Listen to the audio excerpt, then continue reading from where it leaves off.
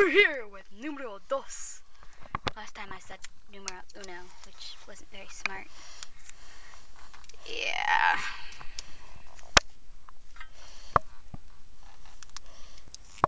So yep, hanging in the attic. Not really hanging, obviously, but God, it's hot in here. It's probably about 90, 95. Exactly. 80 outside. I'm surprised I'm not sweating my head off. I hope that fits through the hole. God, my feet are dying. They're losing consciousness.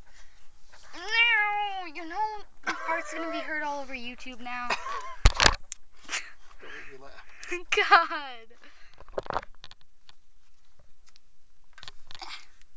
Okay.